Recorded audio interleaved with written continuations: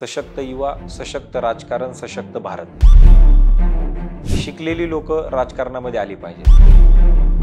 तो जो फरक आहे तो फरक मिटवण्यासाठी म्हणून आज युवकांच्या मनामध्ये राजकारण म्हटलं की एक अनास्था निर्माण झालेली आहे. प्रजेची सत्ता आली पाहिजे.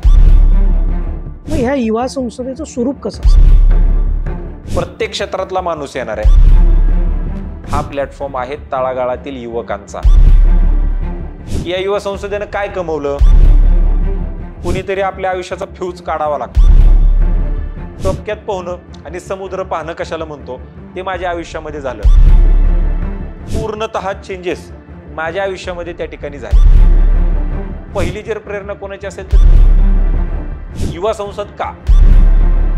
व्हॉट्सअप युनिव्हर्सिटीच्या माध्यमातून आमची मुलं मग परत पुढं वाहत जातात. ऍक्टिव्ह पॉलिटिक्स मध्ये मुलांना आणणं पहिलं चॅलेंज नाही. ही लोकच आम्हाला माहिती नाही. आम्ही प्रेरणा कोणाकडनं घ्यायची? त्याच्यामुळे या वर्षीचं वेगळेपणा असं आहे. काय वाटतं, काय साध्य होत आहे? आशेचा किरण मला याच्यामध्ये दिसतो. नमस्कार, मी Deepak Darade. For the People News मध्ये आपलं सर्वांचं स्वागत आहे. मंडळी, आपला मुद्द्यावर बोलू हा जो एक विशेष मुलाखतीचा कार्यक्रम आहे, यामध्ये आज आपण एका वेगळ्या विषयावर बोलतोय. भारत हा युवा पिढीचा देश आहे असं आपण म्हणतो, पण या युवा पिढीला दिशा कुठली मिळणार याच्यावरती भारताचं भविष्य अवलंबून आहे. आणि जर देशाचं भविष्य उज्ज्वल करायचं असेल तर आजच्या या पिढीला योग्य दिशा मिळायला पाहिजे. मग ती राजकारणात असो किंवा उद्योगात असो, व्यापारात असो, नोकरीमध्ये असो, कुठल्याही क्षेत्रात असो. आणि राजकारण हा तर विषय फार महत्वाचा आहे, कारण या राजकारणातूनच सगळ्या क्षेत्राची दिशा ठरते. कारण राजकारणातून जे पुढं सत्तेमध्ये येणारे पक्ष आहेत आणि त्याच्यातून जे सरकार बनतं, ते जे मंत्री आहेत, हे सगळे राजकीय नेते आहेत. त्यांची जर जडणघडण ही जर चांगली झाली तर आपल्या राज्याची, देशाची, पर्यायानं अगदी स्थानिक स्वराज्य संस्थांची जी धोरणं आहेत ही अतिशय चांगली बनताना आपल्याला बघायला भविष्यामध्ये मिळतील. आणि याच अनुषंगानं मग या पिढीला मार्गदर्शन होणं महत्वाचं आहे. म्हणून आपल्या पुण्यामध्ये जाधवर ग्रुप ऑफ इन्स्टिट्यूटच्या वतीनं युवा संसदेचं आयोजन दरवर्षी करण्यात येतं. हे त्यांचं 8वं वर्ष असणार आहे. आणि या 8व्या युवा संसदेच्या निमित्तानं या युवा संसदेचे जे संकल्पना ज्यांनी मांडली आणि जे अस्तित्वात आणली ते ॲडव्होकेट शार्दूल जाधवर आपल्यासोबत आहेत. आपलं मनापासून स्वागत आहे फॉर द पीपल न्यूज मध्ये. मला सांगा, ही युवा संसद जी आहे ही नेमकी काय कल्पना आहे, काय याचं स्वरूप असतं? युवा संसद ही कल्पना अशी आहे, त्याची जी थीम आम्ही ठरवलेली आहे किंवा त्याचं जे ब्रीद वाक्य आहे त्या कार्यक्रमाचं, ते आहे सशक्त युवा, सशक्त राजकारण, सशक्त भारत. शिकलेली लोक राजकारणामध्ये आली पाहिजेत. मग ते डॉक्टर असतील, वकील असतील, इंजिनियर असतील, आर्किटेक्ट असतील, व्हाईट कॉलर लोक, शिकलेली लोक राजकारणामध्ये यावी, ही संकल्पना त्याच्या मागची आहे. आपल्याला माहिती असेल की आपण असं म्हणतो की भारताला आपल्याला विश्वगुरू बनवायचं आहे. आणि जर विश्वगुरू आपल्याला करायचं असेल तर आपली जी राजकीय मंडळी आहे ही देखील तेवढ्या उच्च दर्जाचे विचार असलेले, चरित्रवान असलेले, त्यांच्या डोक्यामध्ये त्या दर्जाच्या संकल्पना त्याच्यामध्ये असणं अत्यंत मोठ्या प्रमाणावरती गरजेचं आहे. आणि कोण करू शकतं? तर हे शिकलेली लोक करू शकतात. बाकी लोक करत आहेत का? तर ते नक्कीच करत आहेत.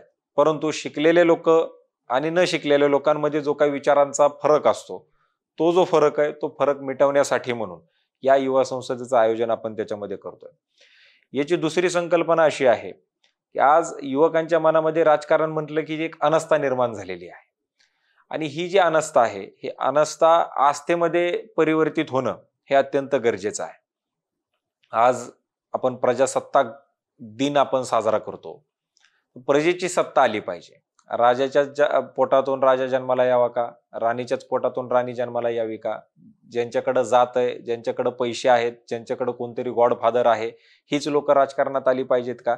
हे सगळे जे विचार आहेत, हे विचार आज आमच्या युवकांच्या मनामध्ये त्या ठिकाणी मोठ्या प्रमाणावरती आहे. आणि म्हणून हे जे सगळे विचार आहेत, हे सगळे विचार त्यांच्या डोक्यातून काढून टाकून वाड्या वस्तीत तांड्यांवरची जी आमची पोरं आहेत, जी गोरगरीब, शोषित, दलित, वंचित, आदिवासी समाजातून जी आमची मुलं येतात, ही लोक ऍक्टिव्ह पॉलिटिक्स मध्ये आले पाहिजेत. ऍक्टिव्ह पॉलिटिक्समध्ये आल्यानंतर यांनी जे काही त्यांच्या आयुष्यामध्ये फेस केलेलं आहे, हे ज्या वेळेसला त्यांना माहिती असेल की नेमक्या तळागाळातल्या अडचणी काय आहेत, त्या अडचणी समजल्यानंतर नक्कीच त्याच्यातून अत्यंत चांगल्या पद्धतीचा मार्ग हा त्याच्यामध्ये त्या ठिकाणी तो निघू शकतो. आणि म्हणून याची जी संकल्पना आहे ती संकल्पना अशीच आहे की तळागाळातला मुलगा हा उच्चच्या उच्च पदावरती जाऊन बसवण्यासाठी म्हणून या युवा संसदेचं आयोजन हे जाधव ग्रुप ऑफ इन्स्टिट्यूटच्या वतीनं आपण मागच्या 8 वर्षापासून आपण करतोय. खऱ्या अर्थानं एक म्हणजे ज्याला अजूनही सत्तेची जी फळं आहेत ती ज्याच्यापर्यंत पोहोचली नाहीत अशी लोक नक्की राजकारणाच्या मूळ प्रवाहात यावीत म्हणून हा एक प्रयत्न आहे. खरं तर त्यांचं पार्टिसिपेशन वाढावं. पण नेमकं या युवा संसदेमध्ये आता तुम्ही सांगितलं की वाड्यावरची, तांड्यावरची, आदिवासी, दलित, मागास ज्यांना नाकारलंय आजपर्यंत व्यवस्थेनं, अशा लोकांचं पार्टिसिपेशन वाढावं. मग ह्या युवा संसदेचं स्वरूप कसं असतं, काय काय असतं याच्यामध्ये? ही युवा संसद जी आहे, मला सांगताना आनंद वाटतो की वाड्यावस्ती तांड्यांवरची जी मुलं आहेत यांच्यापर्यंत ही युवा संसद आम्ही पोहोचवण्याचा प्रयत्न करतोय. ही प्रयत्न टीव्हीच्या माध्यमातून आहे, प्रिंट इलेक्ट्रॉनिक मीडियाच्या माध्यमातून आहे, सोशल मीडियाच्या माध्यमातून आहे, विविध कॉलेजेस पर्यंत आम्ही पोहोचतोय. त्यांना आम्ही सांगतो की असा असा कार्यक्रम आहे, त्या मुलांना त्याच्यामध्ये त्या ठिकाणी इन्व्हॉल्वमेंट करा. आणि ह्याच्यासाठी आम्ही एक ऑनलाईन QR कोड दिलेले आहेत की मॅक्झिमम लोकांपर्यंत आजकाल आता इंटरनेट आणि मोबाईल सगळ्यांकडे, स्मार्टफोन आता गावाकडेही आलेले आहेत, आदिवासी भागामध्ये बऱ्यापैकी ही सगळी यंत्रणा त्याच्यामध्ये अवेलेबल झालेली आहे. ऑनलाईन लोकांनी रजिस्ट्रेशन करायचे आहेत. ऑनलाईन रजिस्ट्रेशन केल्यानंतर त्या मुलांना त्यांचा सीट नंबर आणि या सगळ्या गोष्टी त्यांना त्याच्यामध्ये ते कळणार आहेत. आणि जे पुणे जिल्ह्याच्या बाहेरनं येणारी जी मुलं आहेत, विद्यार्थी असतील किंवा विद्यार्थिनी असतील, या सगळ्या लोकांची राहण्याची आणि खाण्याची मोफत व्यवस्था ही संस्थेच्या वतीनं आपण त्याच्यामध्ये केलेली आहे. रजिस्ट्रेशन फी आपण एकही रुपया लोकांकडनं त्याच्यामध्ये घेत नाहीत, जेणेकरून ज्याच्याकडे पैसे सुद्धा नाही, फ्री ऑफ कॉस्ट आहे, ज्यांच्याकडे पैसेही नाहीयेत परंतु काहीतरी करून दाखवायची इच्छा आहे किंवा मला राजकारणामध्ये जायचंय, मला समाजकारण करायचंय, मला उद्या ह्या युवा संसदमध्ये फक्त काय राजकारणाचाच कार्यक्रम हा नाही. या युवा संसदेमध्ये शैक्षणिक, सामाजिक, आर्थिक, औद्योगिक, कला, क्रीडा, राजकीय, विज्ञान प्रत्येक क्षेत्रातला माणूस येणार आहे. ज्याही विद्यार्थ्यांना ज्या क्षेत्रामध्ये त्यांचं करिअर घडवावं असं वाटतं ते मान्यवर आपण त्या विद्यार्थ्यांच्या समोर आणतोय. आणि उद्या त्यांच्या खिशामध्ये पैसे नाहीयेत, त्याच्यामुळे ते कार्यक्रमाच्या मध्ये येऊन मार्गदर्शन घेऊ शकत नाहीत, अशी व्यवस्था आपण त्याच्यामध्ये त्यांच्यावरती आलेली नाही. यायचा जायचा खर्च त्यांनी स्वतः करायचा आहे. बाकी पुण्यातला 2 दिवसाचा खर्च हा संस्थेच्या वतीनं त्याच्यामध्ये करण्यात येणार आहे. आता ही युवा संसद कशी चालते तर प्रत्येक सेशनमध्ये ते जे विषय दिलेले आहेत त्या विषयांवरती लाईट म्हणजे त्याची मेरिट बाजू, डिमेरिट बाजू, दोन्ही बाजू आणि एक न्यूट्रल बाजू मांडणारा, म्हणजे डावी विचारसरणी, उजवी विचारसरणी आणि सेंट्रल विचार मांडणारा प्रत्येक ह्याच्यातला आपण एक माणूस आपण त्याच्यामध्ये देतोय. त्यांचं मार्गदर्शन प्रत्येक माणसाचं एक अंदाजे 20-25 खुलं व्यासपीठ आहे. खुलं व्यासपीठ, कुठल्या विचाराला इथं नाही, हा विचारच चालेल, तो विचारच चालेल. ही युवा संसद कोणत्याही लोकसभेची नाही, कोणत्याही राज्यसभेची नाही, कोणत्याही विधान परिषदेची नाही, विधानसभेची नाही, कोणत्याही पॉलिटिकल पार्टीची नाही. इथं कोणतेही विचार किंवा कोणाचाही हा प्लॅटफॉर्म नाही. हा प्लॅटफॉर्म आहे तळागाळातील युवकांचा, दुसऱ्या कोणाचाही हा प्लॅटफॉर्म त्या ठिकाणी नाही. आज या युवा संसदेमध्ये हे तिघांचे विचार ऐकल्यानंतर ह्या विद्यार्थ्यांना त्यांना प्रश्न विचारता येणार आहेत. प्रश्न विचारल्यानंतर ते स्वतः एक रिझोल्युशन तयार करणं की बाबा आम्हाला ह्या गोष्टी वाटतात. उदाहरणार्थ आरक्षणाचा विषय, तर दोन्ही तिन्ही बाजूच्या लोकांनी जर त्यांचे मुद्दे मांडले, डाव्यावाल्यांनी, उजव्यावाल्यांनी आणि सेंट्रल म्हणजे जे न्यूट्रल आहेत त्यांनी, मग विद्यार्थी त्यांचे प्रश्न उत्तर विचारतील. त्याच्यानंतर जे विद्यार्थ्यांना वाटतं त्याचा एक अहवाल तयार केला जाईल आणि तो पंतप्रधानांपासून ते सगळ्या राज्यांचे मुख्यमंत्री, सगळ्या राज्यांचे राज्यपाल, मिनिस्ट्री ऑफ युथ अफेअर्स मधली लोक आणि एज्युकेशन मिनिस्टर ह्या आणि किंवा महत्वाचे जे कोण मान्यवर असतील, जसे विविध पेपरचे आणि टीव्हीचे चॅनलचे संपादक असतील, त्या लोकांना हा अहवाल पाठवला जातो आणि त्या अहवालामध्ये सांगितलं जातं की ही युवा संसद अशी झाली, याच्यामध्ये हे युवकांचं असं म्हणणं आहे आणि या म्हणण्यावरती आपण येणाऱ्या कालावधीमध्ये काम करावं अशी आमची विनंती. अशा पद्धतीचं एक युवा संसदेचं पूर्ण म्हणजे युवकांना बोलायलाही चान्स त्याच्यामध्ये आहे, प्रश्न विचारू शकतात, ज्या विद्यार्थ्यांना भाषण त्याच्यामध्ये करू वाटतंय किंवा त्या विषयावरती त्यांना मत मांडू वाटतात त्यांनाही आपण प्रत्येक सेशनमध्ये त्याची व्यवस्था आपण उपलब्ध करून दिलेली आहे. आणि मग त्या पद्धतीनं ह्या युवा संसदेचं म्हणजे तळागाळातील विद्यार्थ्यांचं पार्टिसिपेशन. आता ही 8वी तुमची युवा संसद आहे, आतापर्यंत 7 झाल्या, किती साधारण विद्यार्थी येतात? जवळपास दरवर्षी या युवा संसदेला 1.5 ते 1.25 विद्यार्थ्यांचा सहभाग असतो. नाही, बाहेरून किती, म्हणजे तुम्ही म्हटला की पुणे जिल्ह्याच्या बाहेरून जे विद्यार्थी आहेत, त्यांची इथं सोय करतो आपण. बाहेरनं येणाऱ्या विद्यार्थ्यांची संख्या जवळपास एक दरवर्षी 750-800च्या दरम्यान असते आणि ही मॅक्झिमम संख्या मराठवाडा असेल. म्हणजे मला या ठिकाणी प्रकर्षानं नमूद करावं असं वाटतं की गेल्या वर्षी कोकणामधून मुली आलेल्या होत्या. आता एकतर कोकणातून येणं, ते पण मुलींनी येणं, ते पण राजकारणासारख्या कार्यक्रमाला येणं, ही युवा संसदेची महती आहे. आणि दुसरा विशेष मुद्दा मला या ठिकाणी सांगावासा वाटतो की मागच्या 7 वर्षांचं जर आपण युवा संसदेचं एक जर म्हणजे वेगळंपणा काय आहे, USP काय आहे, ही जर आपण लक्षामध्ये घेतली तर दरवर्षी किमान 60 ते 70 मुस्लिम मुलींचं रजिस्ट्रेशन या युवा संसदेमध्ये होतं. कारण मुस्लिम समाजातल्या मुली एकतर राजकारणामध्ये पुढं सरसावत नाहीत, एकतर ते 2 दिवस पुण्यामध्ये येणार नाहीत, आल्या तर ते राजकारणासारख्या कार्यक्रमासाठी येणार नाहीत आणि त्यातल्या त्यात मुस्लिम समाजातली जी मुलं आहेत किंवा मुली आहेत ते राजकारणाकडे त्यांचं बघण्याचा दृष्टिकोन हा फार वेगळा आहे. त्याच्यामुळे तेही लोक 60 ते 70 दरवर्षी मुली या युवा संसदेमध्ये त्यांचाही सहभाग त्याच्यामध्ये तो असतो आणि त्याच्यामुळे हे वेगळं USP आहे युवा संसदची. आणि मला या ठिकाणी प्रकर्षानं सांगावंसं वाटतं की या युवा संसदेनं काय कमवलं. हे युवा संसदेचं हे दुसरंच इलेक्शन आहे. म्हणजे 2019चं एक पहिलं इलेक्शन युवा संसदनं पाहिलं, दुसरं इलेक्शन 2024चं पाहिलं. परंतु एक MBA झालेली मुलगी, नंदुरबार सारख्या जिल्ह्यातली मुलगी, आदिवासी भागातली, पावरा नावाची मुलगी ही झेडपीच्या इलेक्शनला त्याच्यामध्ये उभी राहिली. आता ती जिंकली का हारली हा विषय वेगळा आहे.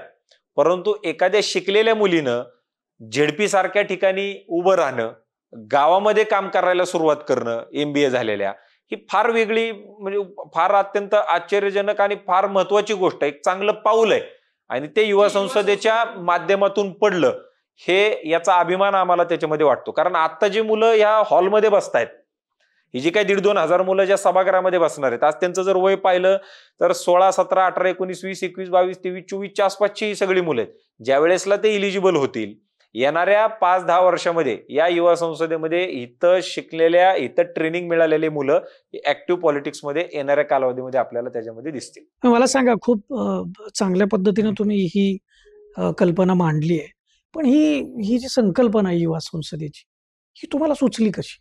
याच्या मागे 2 मुद्दे आहेत. खरं तर सगळ्यात पहिला जो मुद्दा आहे तो म्हणजे सन्माननीय राहुल कराड सर, भारतीय छात्र संसदेचा जो कार्यक्रम MIT शिक्षण संस्थेच्या वतीनं मागच्या 13-14 वर्षापासून पुण्यामध्ये कोथरूडमध्ये घेतला जातो. आणि मी जे काही स्वतः घडलो त्याच्यामध्ये सगळ्यात मोठं वाटा जर कोणाचा असेल तर तो माझ्या वडिलांचा आहे. आणि वडिलांपेक्षा सुद्धा अजून जर कोणाचा मोठा वाटा असेल तर तो आहे राहुल कराड सरांचा. कारण कुणीतरी आपल्या आयुष्याचा फ्यूज काढावा लागतो. जोपर्यंत फ्यूज निघत नाही तोपर्यंत आपल्याला कळत नाही की नेमकं काय करायचं काय नाही. मला इकडं थोडं आउट ऑफ कॉन्टेक्स्ट जाऊन मला या ठिकाणी एक गोष्ट नमूद करावीशी वाटते. ती म्हणजे काय की मला असं वाटायचं की माझे वडील, आमच्या शिक्षण संस्था, 25,000 विद्यार्थी, 80 शाळा कॉलेज, एवढे आम्ही बिझनेसेस करतो आणि मला त्याचा एक इगो असायचा. मला सांगताना इकडे कुठेही थोडं सुद्धा मला लाज वाटणार नाही की मी त्या गुरमीमध्ये असायचो की अंबानीला सुद्धा मोजायचं नाही. ही गुरमी आमच्या डोक्यामध्ये त्यावेळेसला होती. म्हणजे त्यावेळेसला माझं वय नुकतंच 16-17 असेल. मी 11वी-12वीला होतो. आणि भारतीय छात्र संसदेची सुरुवात 2011 साली राहुल कराड सरांनी केलेली होती आणि मी दुसरी भारतीय छात्र संसद 2012 साली 10, 11, 12 जानेवारीला मी ती अटेंड केली. आणि मला वडिलांनी सांगितलं होतं की जाऊन फक्त कार्यक्रमाला बस. आणि कराड सर आणि आम्ही नातेवाईक असल्यामुळं त्यांनाही माहिती होतं की बाबा आमच्या शिक्षण संस्था आहेत, त्याच्यामुळे त्यांनी जवळ घेतलं. कसा कार्यक्रम असतो, काय असतो, या सगळ्या गोष्टी त्यांनी त्याच्यामध्ये सांगितल्या. आणि त्यावेळेसला मग एक डोक्यात पोहणं आणि समुद्र पाहणं कशाला म्हणतो ते माझ्या आयुष्यामध्ये झालं. आणि मग आम्हाला तिकडे ती एवढी मोठी शिक्षण संस्था पाहायला मिळाली, जिकडे 2-3 लाख विद्यार्थी शिक्षण घेत आहेत. 6-7, 8-8 विद्यापीठं त्यांची त्याच्यामध्ये झालेली दिसली. आणि एवढं मोठं सगळं असताना सुद्धा ते किती डाऊन टू अर्थ आहेत, कार्यक्रम कशासाठी आहे, काय कसं बोललं पाहिजे, कसं वागलं पाहिजे, किती सगळ्या ह्या गोष्टी आम्हाला त्याच्यामध्ये पाहायला मिळाल्या. आणि तो क्षण 10, 11, 12 जानेवारी 2012 आणि तिथून मग पूर्णतः चेंजेस माझ्या आयुष्यामध्ये त्या ठिकाणी झाले. आणि म्हणून मग वेळोवेळी मला राहुल सर सांगत होते की अशा पद्धतीचा कार्यक्रम तुम्ही घेतला पाहिजे. आता MITचा जो कार्यक्रम होतो तो संपूर्ण भारतासाठी आहे, देश पातळीवरती. उद्या त्याच्यामध्ये तामिळनाडूची लोक येत आहेत, केरळची लोक येत आहेत, तिकडे आसामची लोक येत आहेत, तिकडे वरनं काश्मीरमधून लोक येत आहेत. अगदी जम्मू काश्मीर पासून ते केरळ पर्यंत तो कार्यक्रम हिंदीमध्ये होणं शक्य नाहीये. त्याच्यामुळे तो कार्यक्रम सगळ्यांना जर सामावून घ्यायचा असेल तर तो 80% इंग्लिशमध्ये चालतो, 20% हा हिंदीमध्ये चालतो, 80% इंग्लिशमध्ये. मग माझ्या डोक्यामध्ये अशी संकल्पना आली की आमची जी मुलं आहेत, जसं मी मागाशी उल्लेख केला की वाड्या वस्ती तांड्यांवरची पोरं पुढे आली पाहिजे, ज्या लोकांना कोणी मार्गदर्शन करत नाही. आज आमच्या मराठवाड्यातली मुलं आहेत, आज आमच्या तिकडे विदर्भातली मुलं आहेत, ज्यांच्या आई वडिलांना ह्याच्यातलं काहीच म्हणजे काय ते मार्गदर्शन करणार, का ते स्वतः शिकलेले नाहीयेत, त्यांची परिस्थिती त्यांना भाग पाडती मागं सरकण्यासाठी, त्यांना परिस्थिती भाग पाडते शांत बसण्यासाठी. आणि म्हणून अशी जी लोक आहेत यांना कुठंतरी पुढे आणलं पाहिजे, म्हणून आपण ही जी व्यवस्था आहे ती व्यवस्था उभी केली. आणि मग मी जाणीवपूर्वक ही युवा संसद मराठी आणि हिंदीतून ठेवली, कारण हिंदी आपल्या महाराष्ट्रातल्या लोकांना काही नवीन नाही, पिक्चर हिंदीतूनच बघतो, बातम्या हिंदीतून पाहतो, आणि मराठी तर आपली मातृभाषा आहे, त्याच्यामुळे ह्या दोन्ही गोष्टी नाही. आणि मग ह्याच्यात अजून कोणाला घ्यायचं, तर मग आम्ही गोवा राज्य ऍड केलं. गोव्याला गोवन लँग्वेज असेल किंवा कोकणी असेल ती मराठीला साम्य आहे, त्याच्यामुळे 2 राज्यांमध्ये आम्हाला हे इझिली करणं शक्य होतं. म्हणून आम्ही महाराष्ट्र आणि गोवा या 2 राज्यांसाठी सीमित ही युवा संसद केली. आणि मग आम्ही ती कार्यक्रम करायला त्याच्यामध्ये सुरुवात केली. म्हणजे याचं पहिली जर प्रेरणा कोणाची असेल तर ती राहुल कराड सरांची आहे, की त्यांनी सांगितले की अशा पद्धतीचे कार्यक्रम होणं अपेक्षित आहेत, कारण एकच कार्यक्रम होणं आणि युवकांनी राजकारणामध्ये येणं हे शक्य नाही. असे कार्यक्रम किमान 100, 200, 500 कार्यक्रम होणं गरजेचं आहे, तर तो विषय त्याच्यामध्ये तो पुढे जाईल. आणि दुसरी जी माझी कल्पना होती ती म्हणजे काय, की आमच्या तळागाळातल्या मुलांना त्याच्यामध्ये ते त्यांना एक कळालं पाहिजे. व्यासपीठ मिळावं. आणि तिसरा जो मुद्दा आहे याच्यामध्ये, की युवा संसद का, आज आमचे युवक जे आहेत ते युवक कुणीतरी नरेटिव्ह सेट करतंय आणि त्याच्यावरती ते वाहत जात आहेत, असं माझं वैयक्तिक त्याच्यामध्ये म्हणणं आहे. आज ज्या मराठवाड्यामधून आम्ही स्वतः येतो, ज्या मराठवाड्याला संतांची भूमी म्हटलं जातं, आज या मराठवाड्याची काय परिस्थिती आहे? या मराठवाड्यामध्ये आज परिस्थिती अशी आहे, एका जातीच्या महाराजाला दुसऱ्या जातीच्या सप्त्याला बोलवलं जात नाही, दुसऱ्या जातीचा महाराज असेल तर त्याला एका जातीच्या सप्त्याला बोलवलं जात नाही. ही आज या मराठवाड्याची परिस्थिती आहे. जिकडे संतांची भूमी म्हटलं जातं तिकडे आज अशी परिस्थिती आहे की एका जातीचा माणूस दुसऱ्या जातीच्या माणसाच्या दुकानामध्ये जाऊन किराणा विकत घेत नाही, शेतामध्ये काम करायला गडी मिळत नाहीयेत. जे शाळेतले मित्र होते ते शाळेतले मित्र आज त्यांना कुठंतरी गावातल्या गायरानाच्या जमिनीमध्ये जिकडे कुणी येत नाही जात नाही तिकडे जाऊन बसावं लागतं आणि मित्रांना भेटावं लागतं. इतका जातीयवाद उफाळून आला या मराठवाड्यामध्ये. आज तो एक मुद्दा असेल. दुसरा मुद्दा दिल्लीचा असेल. दिल्लीमध्ये आपण पाहिलं की या महान भारत देशाच्या विरोधामध्ये आज आमच्या देशाला 75 वर्ष सगळी संपूर्ण होऊन 77-78 वर्षाकडे आपण स्वातंत्र्याच्याकडे गेलो. तिकडं त्याच देशाच्या राजधानीमध्ये त्याच देशाच्या लोकांनी भरलेल्या पैशांवरती ज्या युनिव्हर्सिटीज चालतात त्या युनिव्हर्सिटीजमध्ये भारताच्या विरोधामध्ये नारे दिले जातात. भारत तेरे तुकडे होंगे अशा पद्धतीचे नारे त्या ठिकाणी दिले जातात. आज जर त्यांचे व्हिडिओज आपण पाहिले सोशल मीडियावरती आणि टीव्ही चॅनल्सवरती, त्यांना मिशा सुद्धा फुटलेल्या नाहीयेत. त्या युवकांकडे व्यासपीठ नसताना सुद्धा त्यांचे जेही काही विचार असतील ते विचार मांडण्याचं काम ते मुलं त्या ठिकाणी करतात. ते विरोधात आहेत, चुकीचे आहेत, बरोबर विचार आहेत तर ते नक्कीच चुकीचे आहेत, परंतु ते विचार मांडण्याचं काम करतायत. आमची जी मुलं आहेत या लोकांसाठी काहीतरी व्यासपीठ निर्माण करून दिलं पाहिजे. कोणता तरी एखादा राजकीय पुढारी येतो, तो काहीतरी विषय त्यांना सांगतो, हे व्हॉट्सअप युनिव्हर्सिटीच्या माध्यमातून आमची मुलं मग परत पुढे वाहत जातात. हे जे काही सगळ्या गोष्टी चाललेल्या आहेत, म्हणजे मी परवा कुणाशी तरी बोलताना मी एक गोष्ट असं म्हणजे एक म्हटलो, वास्तवाचं भान युवा नक्कीच पिढीला त्यांना यावं नाहीये.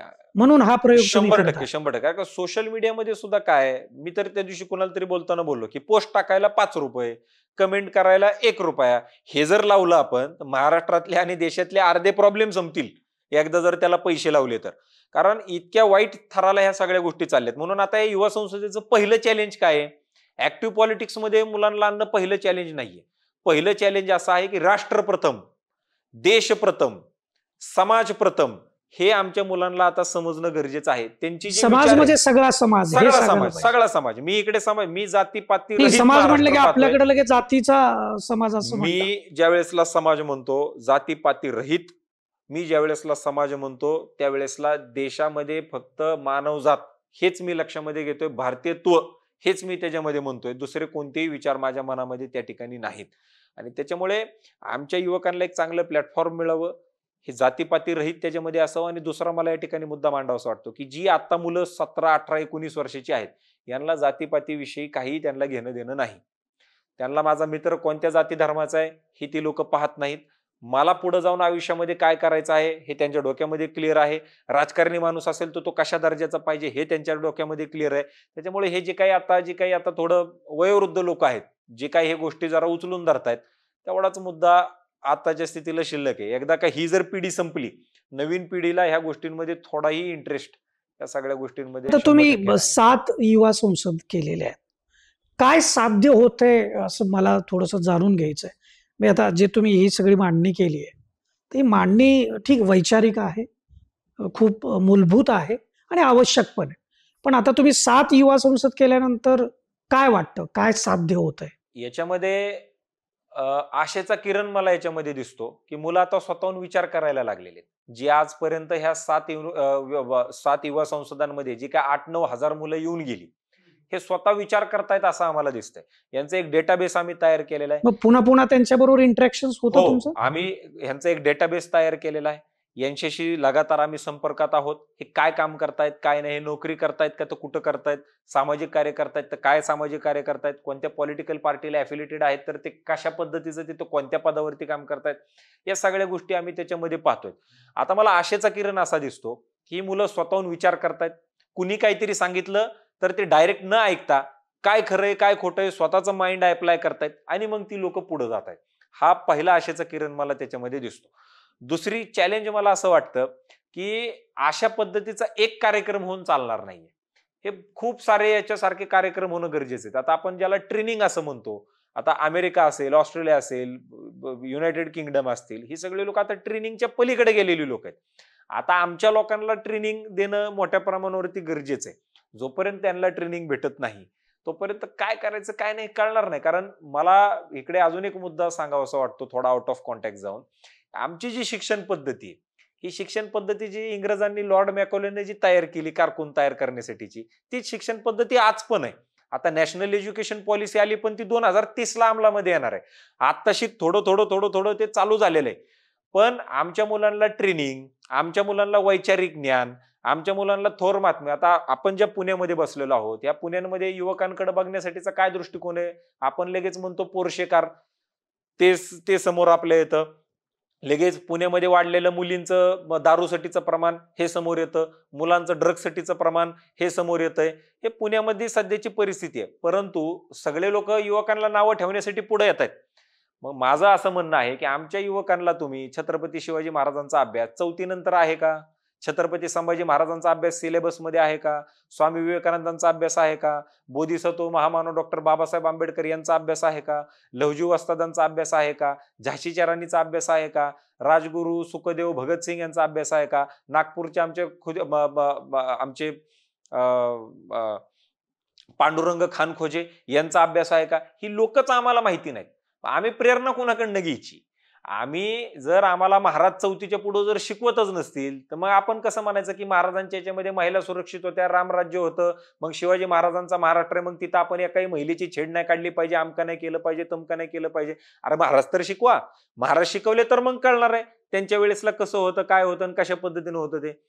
या पद्धतीचं जोपर्यंत आपण ट्रेनिंग या विद्यार्थ्यांना देत नाही, तोपर्यंत ह्या गोष्टी होणार नाहीत. आणि म्हणून मी युवा संसदेमध्ये देखील ह्या थोर पुरुषांचं आम्हाला काय ट्रेनिंग देता येतंय का, याचा प्रयत्न आम्ही त्याच्यामध्ये करतोय. आणि म्हणून आम्ही एक ह्या वर्षीचं जे सेशन ठेवलेलं ते त्यामुळे सेशन मला काय तोच प्रश्न आता विचारायचा हां. होता. शेवटचा प्रश्न आपल्या मुलाखतीमधला. यावर्षी जी तुमची 8वी युवा संसद आहे, याच्यामध्ये नेमकं विशेष काय आहे? याच्यामध्ये 2 गोष्टी विशेष आहेत. पहिलं विशेष म्हणजे की आम्ही यावर्षीपासून एक संसद कट्टा म्हणून एक कार्यक्रम चालू केलेला आहे. तर संसद कट्टा म्हणजे काय, की आम्ही जे सध्याच्या स्थितीला फार टी-आर-पी मध्ये असलेले पाहुणे थोडक्यात मीडियाच्या भाषेत सांगायचं झालं तर, किंवा ज्यांच्या अवतीभोवती सध्याचं राजकारण समाजकारण फिरतंय, अशा मान्यवरांना आपण बोलवतोय. त्यांची मुलाखत आपण 30 मिनिटाची घेतोय आणि विद्यार्थ्यांसाठी 30 मिनिटं आपण ठेवतोय. 30 मिनिटं त्या विद्यार्थ्यांनी डायरेक्टली फेस टू फेस प्रश्न ह्या लोकांना त्याच्यामध्ये विचारायचे. यावर्षी संसद कट्ट्यामध्ये महाराष्ट्र राज्याचे उपमुख्यमंत्री अजितदादा पवार साहेब हे त्याच्यामध्ये येतात. माजी उपमुख्यमंत्री छगनराव भुजबळ साहेब हे या संसद कट्ट्यामध्ये येतात. यावर्षी नवीन आम्ही सेगमेंट केलेला आहे, तो म्हणजे इंटरव्ह्यूचा. विद्यार्थी इंटरव्ह्यू घेतील आणि एक पत्रकारही त्याच्यामध्ये इंटरव्ह्यू घेतील, जेणेकरून डायरेक्टली प्रश्न उत्तर अर्धा तास विद्यार्थ्यांना मिळाल्यानंतर काय होऊ शकतं त्या कार्यक्रमामध्ये, त्याचा तुम्ही विचार करू शकता आणि किती चांगल्या पद्धतीचं ते सेशन होऊ शकतं. हे वेगळेपणा झाला. दुसरा वेगळेपणा यावर्षीचे जे आपण विषय घेतलेले आहेत, त्याच्यातला पहिला विषय आपण घेतोय तो म्हणजे माध्यमे राजकारण घडवतात.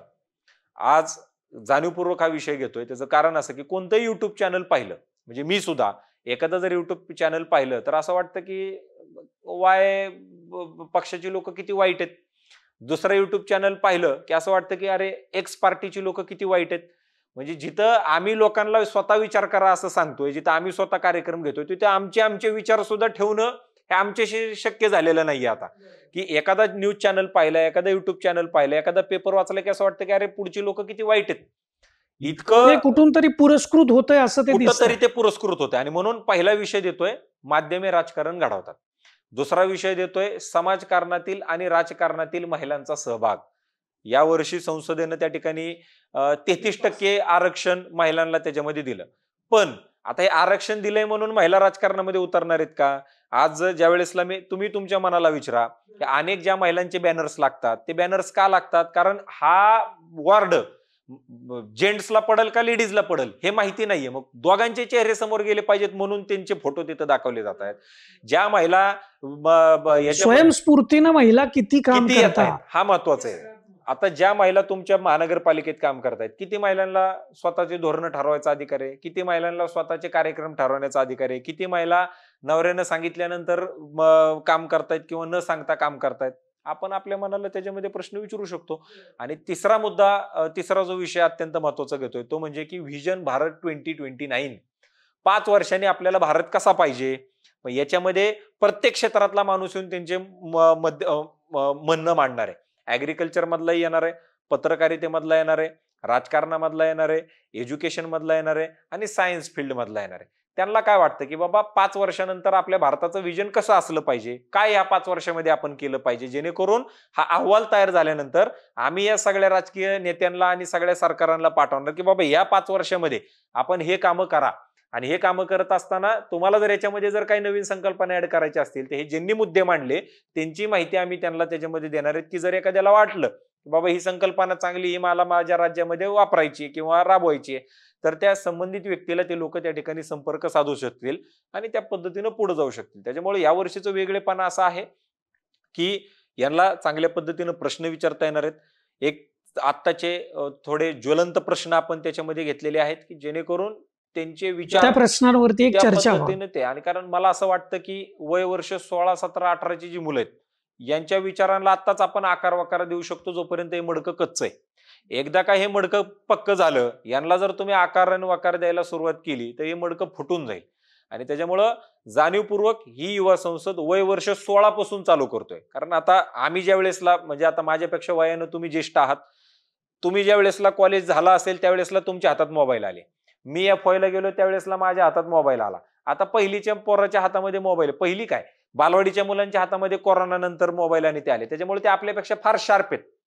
इतके शार्प आहेत की त्यांचे विचार, त्यांच्या बॉडीची डेव्हलपमेंट ही इतक्या फास्ट पद्धतीनं झालेली आहे. आता 16 वर्षाची मुलं ही साधी आहेत असं म्हणून चालणार नाही. त्यांनाही त्या प्रवाहामध्ये आणावं लागेल. साधारणपणे हे सगळं वैशिष्ट्य 100% या युवा संसदेचं आहे. येस. या युवा संसदेच्या आयोजनानिमित्त आपण खुल्या मनानं चर्चा आमच्या सोबत केली आणि तुमची भूमिका, तुमचे विचार युवा पिढीच्या बद्दल काय हे सुद्धा मांडले. आपण वेळ दिलात त्याबद्दल मनापासून धन्यवाद. धन्यवाद.